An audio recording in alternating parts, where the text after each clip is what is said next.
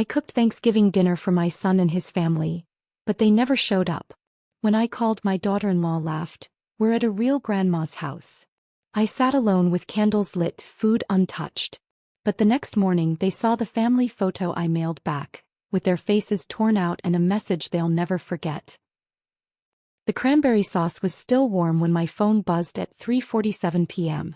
I remember the exact time because I'd been staring at the kitchen clock, watching the minutes crawl by like wounded animals. Shane and his family were supposed to arrive at 3:47 minutes late. Wasn't unusual for them, but my stomach had been twisting into knots since noon. I'm Morgan, and this was supposed to be my redemption Thanksgiving. The one where I proved I could still be the heart of this family even after Dylan, my husband of 28 years, decided that Savannah's younger body and brighter smile were worth throwing away nearly 3 decades of marriage. Even after he moved into her pristine suburban palace while I stayed in our old farmhouse, the one where Shane learned to walk, where we carved pumpkins every October, where Christmas mornings used to sparkle with genuine laughter. The dining room looked perfect.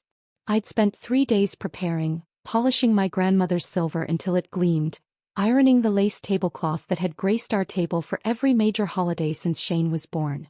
The good china, the set Dylan and I received as a wedding gift, reflected the warm glow of the vanilla-scented candles I'd arranged down the center.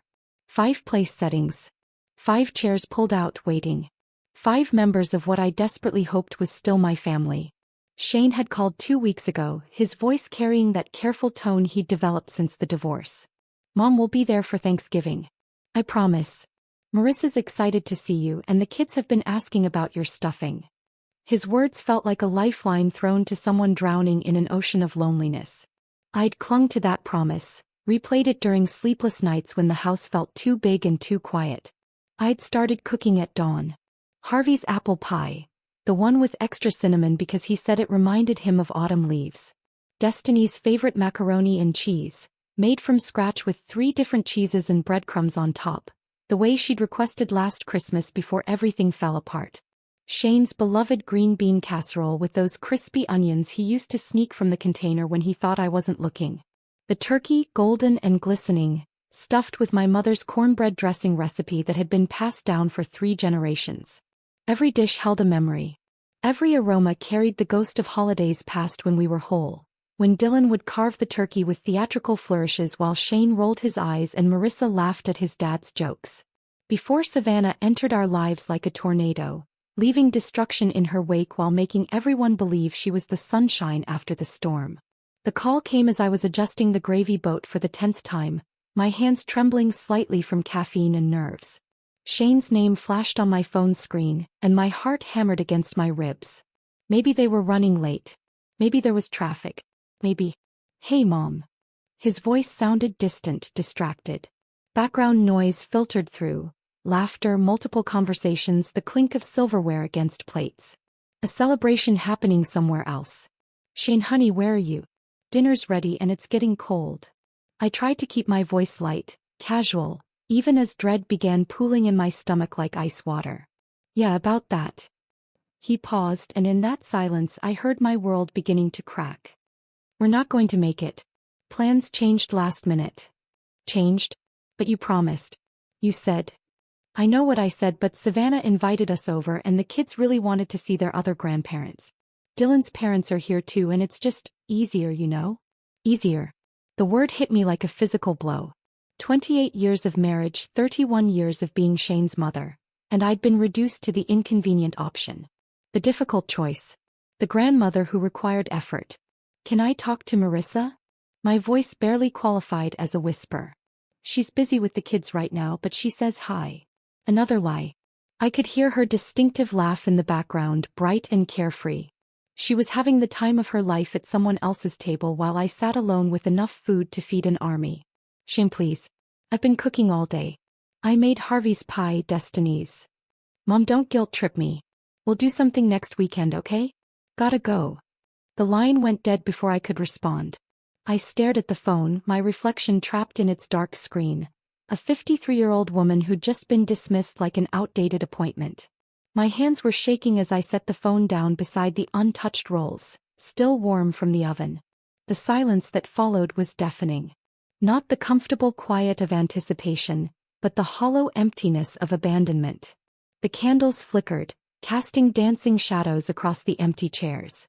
The turkey sat cooling in its juices, the cranberry sauce forming a skin on top, the mashed potatoes slowly losing their perfect peaks. But it was the laugh that destroyed me. 30 minutes later, when desperation finally overwhelmed dignity, I called Shane's number again. This time Marissa answered on the second ring, her voice bubbling with wine and joy. "Oh, hi Morgan." She sounded genuinely surprised, as if she'd forgotten I existed. "Shane told me you called earlier." "Marissa, I don't understand." "Shane promised." "Oh, that." Her laugh was light, dismissive, the sound of someone who'd never had to sit alone on a holiday. "We're at a real grandma's house. Savannah made this incredible spread, and Dylan's parents brought the most amazing desserts. The kids are having such a blast with their cousins." Real grandma. The words hit me like shards of glass, each syllable drawing blood. A real grandma. As if 31 years of kissing scraped knees, reading bedtime stories, and making birthday cakes had been some elaborate dress rehearsal for the real thing. As if every Christmas morning, every bedtime song, every fierce hug during thunderstorms had been practice for when the real grandmother showed up. "I made Harvey's favorite pie," I whispered, hating how pathetic I sounded. "That's sweet, but Savannah has a whole dessert table. Professional bakery stuff. Instagram-worthy, you know?" Another laugh, this one cutting deeper. "Anyway, we'll catch up soon. Happy Thanksgiving." The call ended, leaving me standing in my kitchen surrounded by the ruins of my hopes. Real grandma. Savannah, who'd known my grandchildren for exactly 18 months, was the real grandmother. I, who had changed their diapers, who had walked floors with them during teething nights, who had taught them their colors and letters, was apparently the understudy. I walked through my dining room like a ghost touring her former life. The gravy had formed a skin. The rolls were cold. The candles had burned down 2 inches while I'd waited for a family that was never coming. My reflection caught in the silver gravy boat, distorted, fractured, barely recognizable. 28 years of marriage. 31 years of motherhood. 60 years of life. And in one afternoon, one conversation, one carelessly cruel laugh, I'd been erased. Not just forgotten, replaced. Upgraded. Traded in for a newer model who made Instagram-worthy desserts and had Dylan's parents' approval. I blew out the candles one by one, watching the smoke curl toward the ceiling like prayers no one would answer. The house fell into darkness except for the kitchen light, where enough food for 5 people waited for no one. The real grandma was probably taking pictures of her perfect table, surrounded by my former family, while I stood alone in the ruins of my Thanksgiving dreams. For the first time since Dylan left, I didn't cry. Instead, something harder and colder settled in my chest. Something that whispered this wasn't over. This was just the beginning. That cold, hard feeling in my chest crystallized overnight into something sharp and purposeful. I woke before dawn, not from sadness but from clarity. The house still smelled like turkey and disappointment, but something had shifted inside me while I slept. The woman who had waited by candles and cold gravy was gone. Someone else had taken her place. I walked through my living room in my bathrobe, my bare feet silent on the hardwood floors Dylan and I had refinished together 15 years ago. The morning light filtered through sheer curtains, illuminating dust motes that danced like tiny ghosts of happier times. Everything looked the same, yet everything felt different. The family photos lining the mantelpiece seemed to mock me now, captured moments of a life that had been built on shifting sand. My eyes stopped on the large silver frame in the center. Last Christmas, the 5 of us gathered around my tree, the one Shane and Marissa had insisted on having at Grandma Morgan's house, because it was tradition. Destiny, then 7, was missing her front teeth in the most adorable way. Harvey, 5, was trying to look serious but couldn't hide his excitement about the presents underneath. Shane had his arm around my shoulders and Marissa was actually smiling. Not the fake Instagram smile she'd perfected recently, but a genuine expression of contentment. I remembered that day with painful precision. How Marissa had complimented my roast, how Shane had fallen asleep on my couch watching football, how the children had begged to stay overnight. "This feels like home," Marissa had whispered while helping me load the dishwasher, and I'd felt such gratitude for her acceptance, her inclusion of me in their expanding family circle. Always.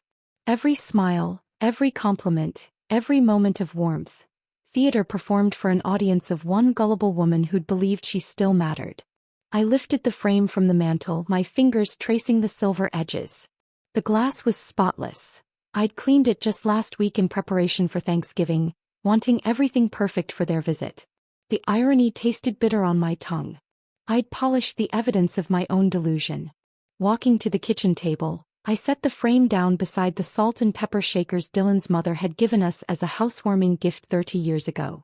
Everything in this house held memories, but memories, I was learning, could be weapons when wielded correctly. I opened the frame carefully, my movements deliberate and controlled. The photo slipped out easily and I laid it flat on the oak surface.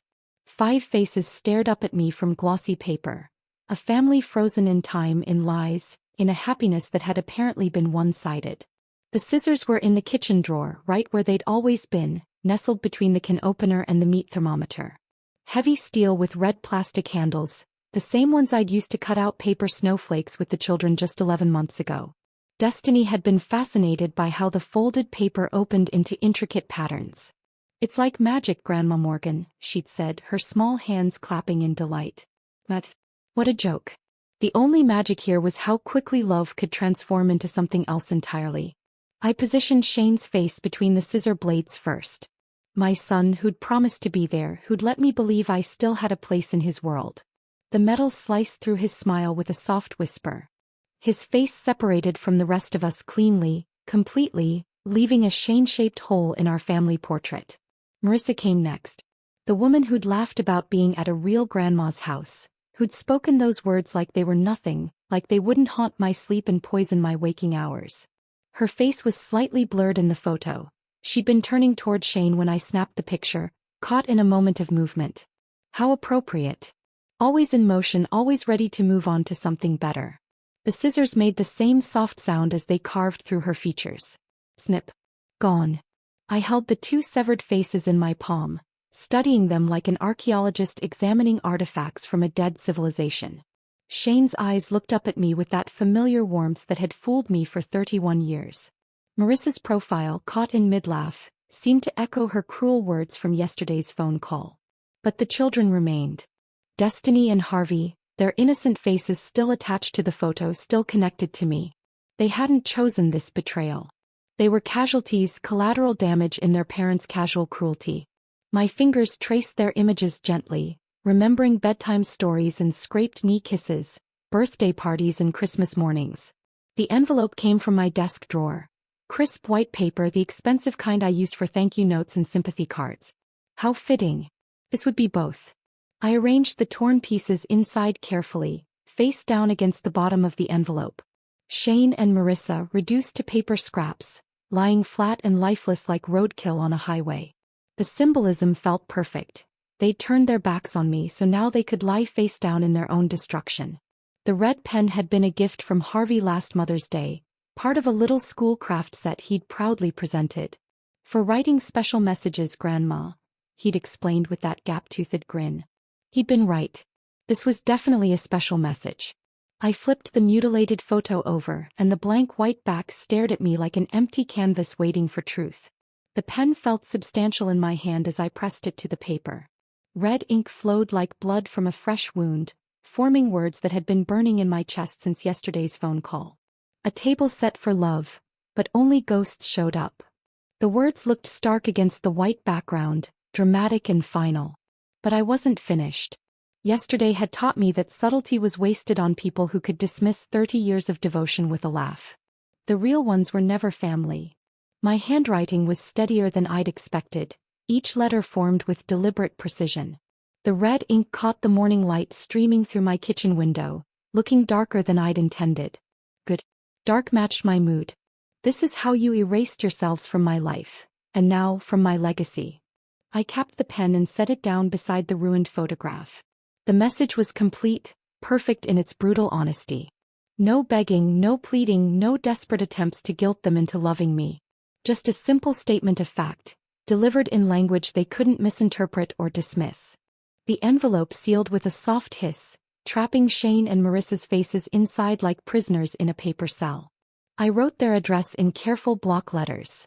The address of the house they'd bought 3 years ago, the one they'd invited me to exactly twice, both times for major holidays when excluding me would have looked bad to Marissa's parents.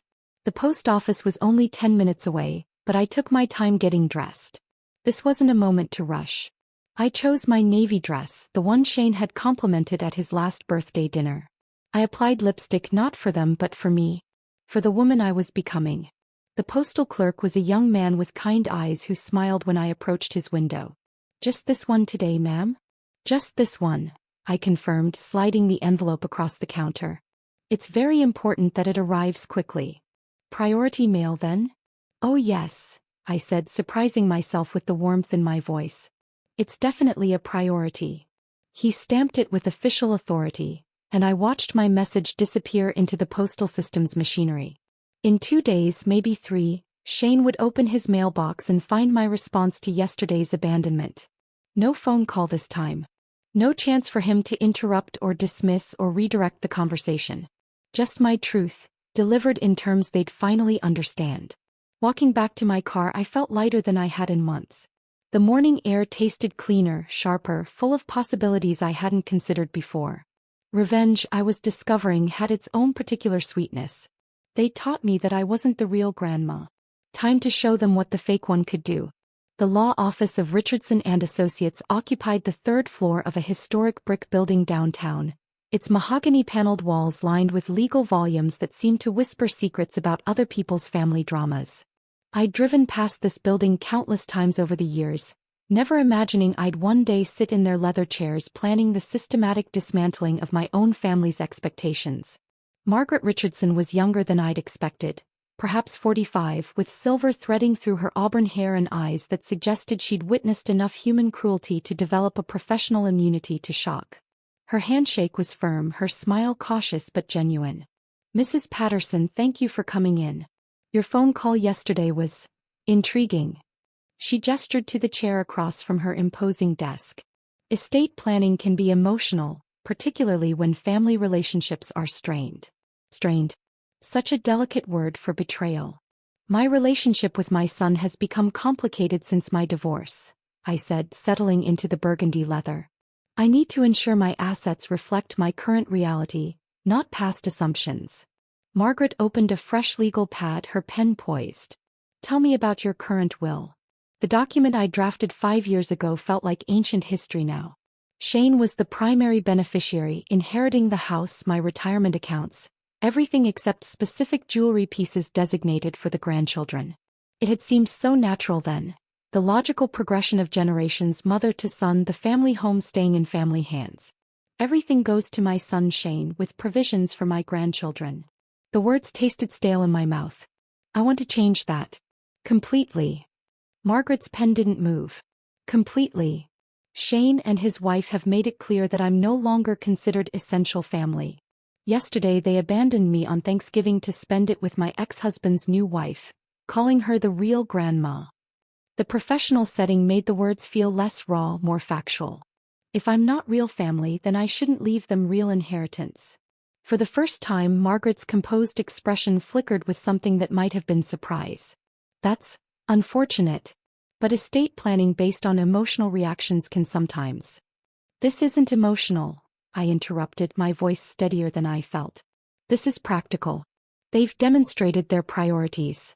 I'm simply aligning my estate with their demonstrated values." Margaret set down her pen and leaned back. "Tell me exactly what you want to do." The plan had crystallized during my sleepless weekend, forming with the same methodical precision I'd once used to organize school fundraisers and holiday celebrations. Remove Shane and Marissa entirely. Create a trust for my grandchildren, Destiny and Harvey, but with conditions they must meet to inherit. What kind of conditions? Annual visits. Meaningful ones, not obligatory holiday appearances. They need to visit me at least once per year, every year until they turn 21. Real visits. Spending time, having conversations, maintaining an actual relationship with me. Margaret made notes, her expression thoughtful. "And if they don't meet these conditions?" "The trust dissolves. The money goes to charity." I'd researched this part extensively online, cross-referencing legal sites until my eyes burned. They inherit nothing. That's legally possible, though unusual. What about your other assets? This was where my weekend research had led me down unexpected paths, discovering philanthropic organizations I'd never known existed. My house goes to the women's shelter downtown. They've been operating out of that cramped building on Elm Street for 15 years. My home has 4 bedrooms, a large kitchen, space for families to rebuild their lives. Margaret's pen moved faster now, capturing the details of my systematic redistribution. Your retirement accounts? Educational scholarships. Specifically for first-generation college students who've aged out of the foster care system. I'd found this charity through 3 degrees of internet separation, starting with articles about inheritance planning and ending with heartbreaking stories of young adults facing the world without family support. Kids who know what it's like to be abandoned. Jewelry and personal items? The important pieces go to the Historical Society. My grandmother's engagement ring, my mother's pearls. They have stories worth preserving. The rest gets sold, proceeds to charity. Margaret looked up from her notes. And the wedding china? Family heirlooms. The question hit deeper than I'd expected. The china had been a wedding gift from Dylan's grandmother, a woman who'd welcomed me into their family with such warmth that I'd named my hope chest after her. 12 place settings of Lenox with the delicate rose pattern, stored in felt-lined cases and brought out only for special occasions. Auction it, I said finally. Let someone who'll actually use it buy it. Someone who'll fill it with real family dinners, not empty promises. Margaret finished writing and looked across the desk with professional concern. Mrs. Patterson, these are significant changes. Have you considered how your son might react? Legal challenges to the will. Let him try. The words came out harder than intended. He spent the last year showing me exactly how little I mean to him. Now he gets to live with the consequences of those choices. What about your ex-husband? Any claims there? Dylan forfeited any claim to my inheritance when he forfeited our marriage. I straightened in the chair, feeling my spine align with my resolve. He chose Savannah and her ready-made grandmother role. Let her support him in his old age. Margaret nodded slowly. I'll need to draft this carefully. The conditions for your grandchildren's trust need precise legal language to be enforceable. When would you like this completed? As soon as possible. I opened my purse and pulled out my checkbook. What's your retainer? For work of this complexity, $1,500. I wrote the check without hesitation, my handwriting bold and certain. This was the most expensive decision I'd made since the divorce, and somehow the most satisfying. One more thing, I said, tearing off the check. I want Shane and Marissa to receive official notification of their removal from the will. Not the full document, just notice that they're no longer beneficiaries. Margaret raised an eyebrow. That's not typically necessary. They'll find out eventually. I want them to find out now. While the Thanksgiving betrayal is still fresh, while they still think my love comes without consequences. I handed her the check. Can you send it this week? Certified mail, return receipt requested? Perfect. Margaret clipped the check to her legal pad. I'll have preliminary documents ready for your review by Friday. The full will should be complete within 2 weeks. I stood, extending my hand. Thank you, Margaret. For the first time in months, I feel like I have some control over my future. Her handshake was warmer this time. Mrs. Patterson, I see a lot of family conflicts in my practice. Most people struggle with cutting off children, even when they've been hurt. I'm not cutting them off, I corrected. I'm simply requiring them to earn what they previously took for granted. The grandchildren have until they're adults to decide if I'm worth an annual visit. Shane and Marissa have already made their choice. Walking out of the law office, I felt the November air differently, sharper, cleaner, full of possibility rather than regret. The legal documents would arrive at Shane's house within days, probably before he'd even thought to call and apologize for Thanksgiving. He'd open his mailbox expecting bills and advertisements, and instead find official notification that his inheritance had evaporated like morning fog. $1,500 to rewrite my legacy. $1,500 to transform from discarded grandmother to architect of consequences. It seemed like the bargain of a lifetime. The high from my lawyer visit carried me through the rest of the week, but it was Thursday morning's social media scroll that transformed satisfaction into surgical precision. There, glowing on my phone screen, was Savannah's latest Instagram post. A perfectly curated tablescape featuring my mother's crystal stemware and my grandmother's silver serving pieces. The ones Dylan had claimed during our asset division, arguing they'd been gifts to the family rather than specifically to me. The caption read, "Thanksgiving leftovers taste better when served on heirloom china. So grateful for these beautiful family pieces that make every meal special. Hashtag blessed grandma, hashtag family traditions, hashtag heirloom love." Family pieces. My throat constricted as I zoomed in on the photo. There was my mother's gravy boat, the one with the tiny chip on the handle from when 5-year-old Shane had knocked it over during Christmas dinner 26 years ago. The silver cake server my grandmother had carried in her hope chest from Ireland in 1943. The crystal wine glasses Dylan and I had received as a wedding gift from his Aunt Martha, who'd saved for months to buy them because she wanted us to start married life with something beautiful. Savannah was using my history to build her Instagram brand, turning my family's legacy into content for her social media empire. 347 likes. Dozens of comments about how lucky she was to have such gorgeous vintage pieces. She was literally wearing my life like a costume, as I'd suspected, but seeing the evidence displayed so casually online felt like watching someone dance on my grave. But two could play the documentation game.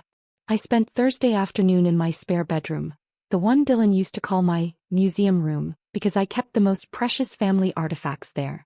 Glass display cases lined one wall, filled with items too delicate for daily use but too meaningful to store away completely. My grandmother's jet mourning brooch from 1952. My gray-tanned seed pearl necklace. The garnet ring my mother wore on her wedding day, passed down from her mother and her mother before that. These pieces had survived the divorce because Dylan couldn't see their value. They weren't obviously expensive like the crystal or silver, just old costume jewelry and sentimental trinkets, as he'd dismissively called them during our property settlement. He'd wanted the flashy stuff, the items that screamed wealth and status. I'd wanted the pieces that whispered stories. Now those whispered stories would become my weapons. I started with the mourning brooch, lifting it from its velvet-lined case with reverence. Black jet stones arranged in an intricate floral pattern, surrounded by seed pearls that had yellowed slightly with age. My grandmother had worn it to every funeral for 30 years, including my grandfather's in 1954. She'd given it to me when I turned 16, along with the story of how her own grandmother had worn it to mourn 3 children lost to influenza in 1918. "This brooch has held more grief than any piece of jewelry should," she told me. "But it's also held more love. When someone you care about dies, you wear this and remember that grief is just love with nowhere to go." Love with nowhere to go. How appropriate. The County Historical Museum occupied a restored Victorian mansion on Maple Street, its burgundy exterior and wraparound porch making it look more like a wealthy family's home than a repository for local artifacts. I'd visited here countless times over the years. Field trips with Shane's elementary school classes, afternoon strolls with the grandchildren, quiet solo visits when I needed to remember that the past had weight and substance. Director Patricia Hartwell greeted me in the museum's main hall, her smile genuine but curious. We'd served together on the library board for 6 years, bonded over shared frustrations with budget cuts and community apathy toward preserving local history. "Morgan, what a lovely surprise. Are you here for the new textile exhibit?" "Actually, Patricia, I'm here about a donation." I opened my purse and withdrew the small jewelry box containing the mourning brooch. "I'd like to contribute to your permanent collection." Patricia's eyes widened as she lifted the brooch from its cushioned interior. "Morgan, this is exquisite. The craftsmanship is incredible. Probably 1940s or early 1950s. 1952 to be exact. It belonged to my grandmother, Catherine O'Brien Patterson. She immigrated from County Cork in 1943, carrying this in her hope chest along with her wedding dress and 3 silver spoons. I'd rehearsed this part, wanting the story to be perfect. She wore it to mourn her husband, her siblings, her friends, anyone who mattered enough to grieve properly. The provenance is wonderful. We have very few pieces from Irish immigrants of that era. Patricia turned the brooch over, examining the simple pin mechanism. "Are you certain you want to donate this? It must have tremendous sentimental value." "That's exactly why I want it here." I pulled out the handwritten note I'd prepared, my carefully crafted legacy statement. "I want it displayed with this placard. I want people to learn about Catherine O'Brien Patterson, about the women who came before us and the grief they carried with grace.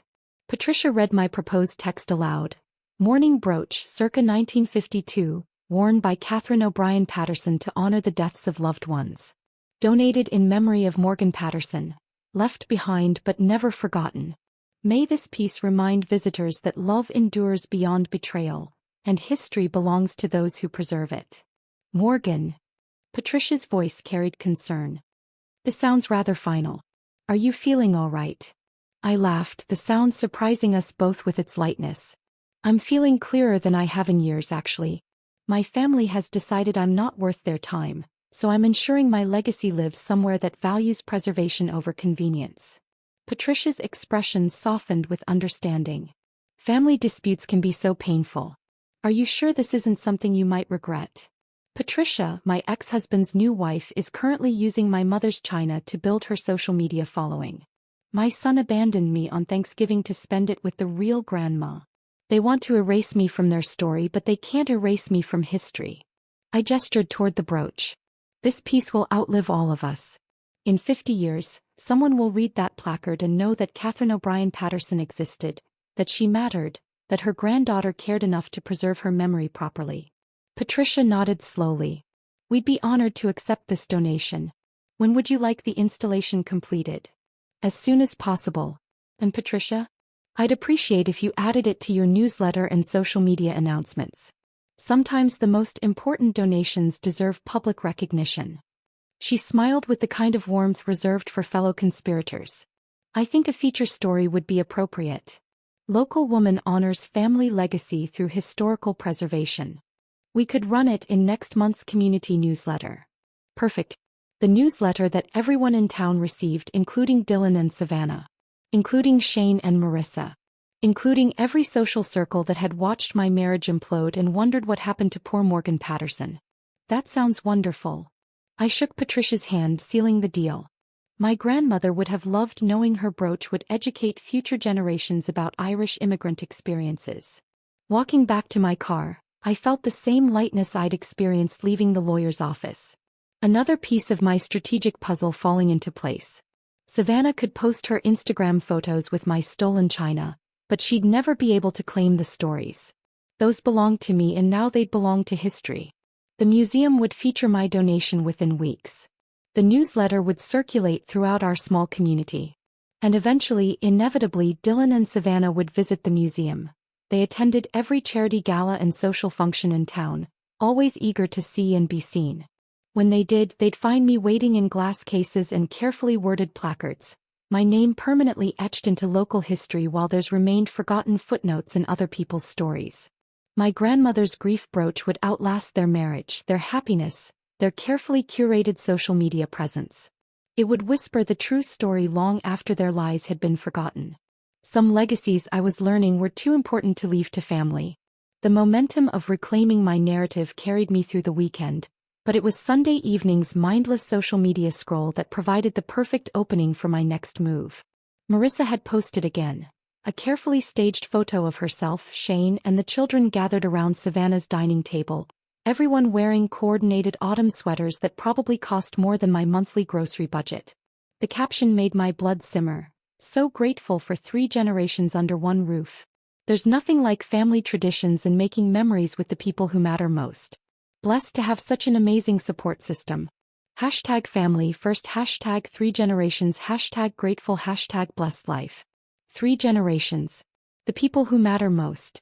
The casual erasure of my existence, packaged in Instagram perfect prose with strategic hashtags designed to build her influencer brand.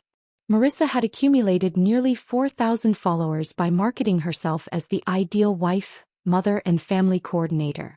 Local businesses paid her to feature their products. The PTA had made her their social media coordinator.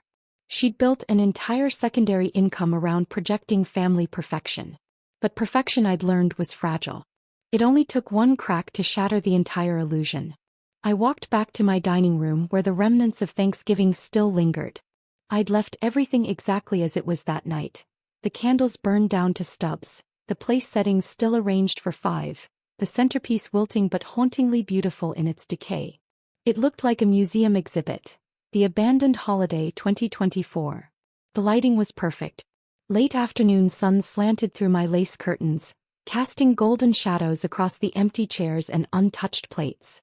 The scene told its story without words. Hope, preparation, abandonment, solitude. It was honest in a way Marissa's curated content could never be.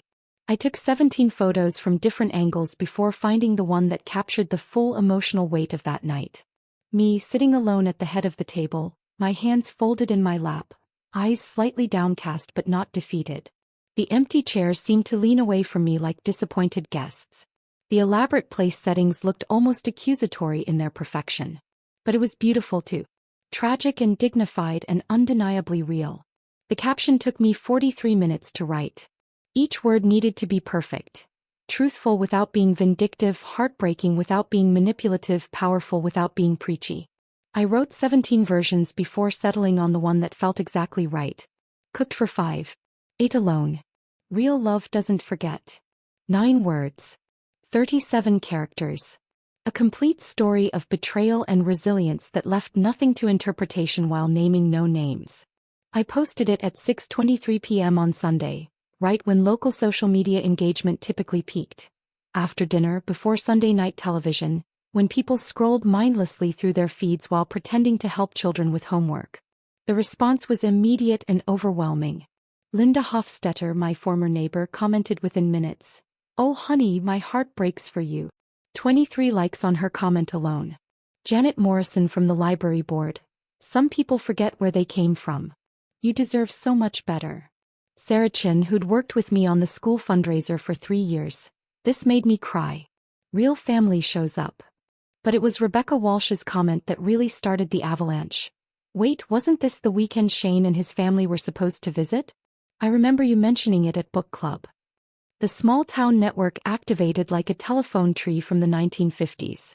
People who'd watched Shane grow up, who remembered me bringing homemade cookies to every school event, who'd witnessed my devotion during Dylan's mother's final illness. They began connecting dots that Marissa's perfect family posts had carefully obscured. By Monday morning, my post had been shared 47 times and commented on 86 times. Not viral by Instagram standards, but devastating by small-town social media metrics. In a community of 12,000 people where everyone knew everyone's business within 3 degrees of separation, this was the equivalent of front-page news. The comments section became a digital support group for abandoned grandparents and forgotten family members. Margaret Kowalski shared her own story about being excluded from her daughter's wedding. Tom Bradley talked about not seeing his grandchildren since his son's remarriage.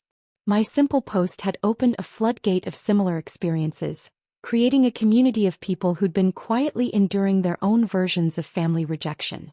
But the real impact wasn't in the likes and shares. It was in the spaces between the posts. The conversations happening at the grocery store checkout, in the pharmacy line, during school pickup. I learned about these secondhand, through friends who felt compelled to report back to me with a mixture of satisfaction and concern. "People are talking, Morgan," my neighbor Carol told me Tuesday morning while retrieving her newspaper. "Janet from the flower shop asked me if it was true that Shane and Marissa ditched you for Thanksgiving. I didn't know what to say." "You don't have to say anything," I replied, deadheading the last of my chrysanthemums. The truth speaks for itself. Wednesday brought the first real consequence. Marissa called, her voice tight with controlled panic. "Morgan, we need to talk." "Hello, Marissa. How was your Thanksgiving?" The pause stretched long enough for me to count 3 heartbeats. "That post of yours is causing problems." "What post?" "Don't play games. You know exactly what I'm talking about. People are asking questions. Uncomfortable questions." I settled into my kitchen chair, suddenly fascinated by the conversation. "What kind of questions?" "About why we weren't there. About family loyalty. Rebecca Walsh cornered me at Target yesterday asking if everything was okay between us." Her voice climbed an octave. "I had to lie and say you were sick." "Interesting choice. You could have told the truth, that you were at a real grandma's house, having a wonderful time." Another pause, longer this time. That came out wrong. I was stressed and... "Marissa, I posted one photo. One caption. I didn't mention your name, Shane's name, or anyone's name. I simply shared my Thanksgiving experience. But people know. In a town this size, everyone knows who your family is. Your post makes us look terrible. Does it? Or does it make you look exactly like what you are? The sharp intake of breath on the other end told me I'd hit my target. Morgan, please. Can you take it down? This is affecting my partnerships. Sunset Boutique called this morning asking if there were family conflicts that might reflect poorly on their brand association. Sunset Boutique, the local clothing store that paid Marissa $300 per month to model their seasonal collections. Her first domino beginning to fall. I'm sorry to hear that, Marissa. But I can't take down the truth. It's not the whole truth. You're making it seem like we abandoned some helpless old woman, when really we just had other plans. Other plans, I repeated slowly. That's one way to describe choosing between grandmothers. Savannah's parents were visiting. It was important family time. And I'm not important family? The question hung in the air like smoke from an extinguished candle. Finally, Marissa's voice returned, smaller now. Of course you're family. But it's complicated. It doesn't feel complicated from where I'm sitting, Marissa. It feels quite simple, actually. Thursday morning brought news from my friend Helen, who worked part-time at the elementary school. The PTA moms are buzzing about Marissa. Apparently, her social media coordinator position is under review. Something about maintaining the organization's reputation for family values. Friday's revelation came through my hairstylist, whose sister worked at the local bank. That daughter-in-law of yours lost another sponsorship deal. Something about a juice cleanse company not wanting to be associated with family drama. I never commented on any of the secondary posts about my situation. Never added fuel to the fire or guided the narrative in any particular direction. I simply let the truth resonate in whatever way it needed to, trusting that people would draw their own conclusions about a family that abandoned their matriarch on Thanksgiving. The beauty of small-town social dynamics was their organic justice system. No one needed to explicitly condemn Shane and Marissa's behavior. The subtle shifts in community regard were consequence enough. Fewer likes on Marissa's posts. Questions that followed them at public events. The quiet judgment of a community that still believed in certain fundamental values about respecting your elders. By the end of the week, Marissa's follower count had dropped by nearly 400 people, and her engagement rates were in free fall. The perfect family brand she'd spent 3 years building was crumbling, not from any attack I'd launched but from the simple weight of truth. All I'd done was sit at my table and tell my story. Everything else had been their choice, both the initial abandonment and the community's response to it. Sometimes I realized the most powerful revenge was simply refusing to hide other people's shame. The months following my social media truth-telling settled into a rhythm I hadn't experienced in years. Quiet, purposeful, and entirely my own. Spring brought the museum's newsletter featuring my grandmother's brooch, complete with a full-page spread about preserving immigrant legacy through thoughtful donation. Summer delivered Margaret Richardson's meticulously crafted legal documents, officially sealing Shane and Marissa's removal from my estate. By autumn, when the first hints of Thanksgiving preparations began appearing in store displays, I felt something I hadn't expected: anticipation.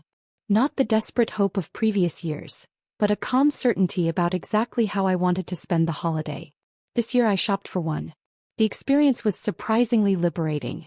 No mental calculations about Shane's preference for dark meat or Marissa's gluten sensitivities. No anxiety about whether Harvey would eat the green bean casserole or if Destiny might suddenly develop a new food aversion. Just me wandering the grocery aisles at my own pace, selecting exactly what appealed to me. A small heritage turkey from the local farm. Fresh cranberries for sauce that would be neither too tart nor too sweet, but exactly how I liked it. Butternut squash soup, something I'd never made when cooking for the family because Dylan claimed it was too fancy, and Shane insisted it looked weird. Sweet potato soufflé with real maple syrup instead of the marshmallow-topped version the grandchildren demanded. For the first time in decades, my Thanksgiving menu reflected my tastes, my preferences, my vision of what a perfect meal should be. The preparation felt like meditation. No rushing to accommodate arrival times or dietary restrictions. No stress about timing multiple dishes to finish simultaneously. I started cooking Tuesday morning, moving through each recipe with the unhurried pleasure of someone creating art rather than meeting obligations.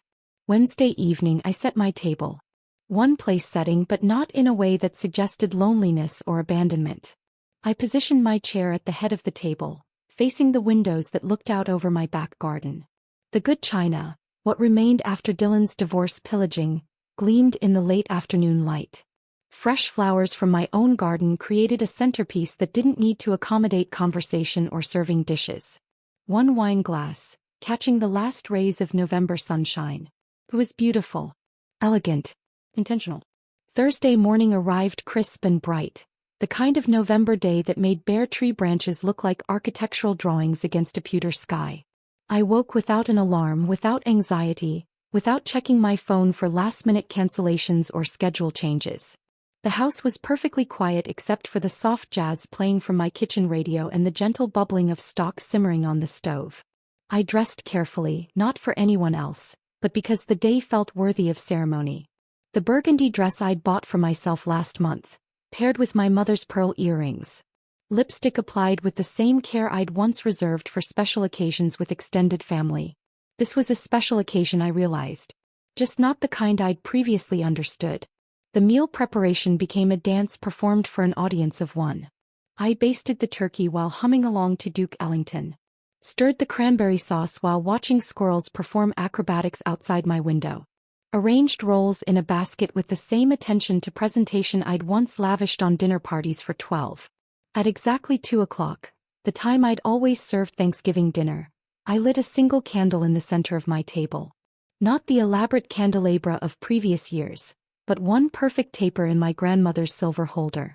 The flame cast dancing shadows across my solitary place setting, transforming what could have looked like sadness into something that felt more like sanctuary. I poured wine, a bottle of Pinot Noir I'd been saving for someday, and raised my glass to the empty chairs that no longer felt accusatory. To Catherine O'Brien Patterson, I said aloud, who taught me that dignity survives everything. And to Morgan Patterson, who finally learned to choose herself. The toast felt silly for exactly 3 seconds, until I realized that speaking my truth out loud, even to an audience of furniture and flickering candlelight, was the most honest thing I'd done in years. The food was perfect. Not because it was flawless, but because every bite reflected my choices, my preferences, my idea of what comfort should taste like. The turkey was herb-crusted rather than traditional. The stuffing contained wild rice instead of white bread. The wine paired beautifully with flavors I'd never been free to explore when cooking for other people's expectations.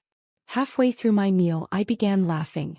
Not the bitter laughter of last year's abandonment, but genuine amusement at how long it had taken me to discover that cooking for myself could be an act of love rather than resignation. I photographed my plate, not for social media but for memory. This moment deserved documentation. The doorbell rang just as I was considering dessert. For a split second, my heart performed its old familiar leap. Maybe Shane had changed his mind, maybe the family was here after all. But the feeling passed quickly, replaced by mild curiosity rather than desperate hope. Through the peephole, I saw Emma Castellanos from next door, her 8-year-old daughter Sophia beside her, both holding a plate covered with aluminum foil.